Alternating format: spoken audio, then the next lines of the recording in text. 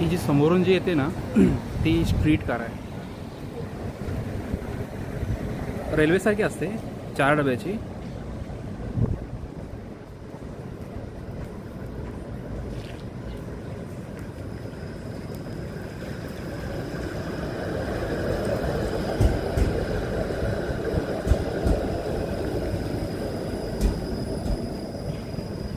हिला पण ना जे ट्रॅफिकचे रूल आहेत ना ते फॉलो करायला लागतात. आता पुढे बघा सिग्नल लागला आहे, तर ती पण थांबणार.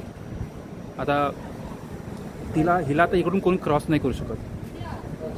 ती गेल्यानंतरच तिच्या मागून बाकीच्या गाडी जाणार.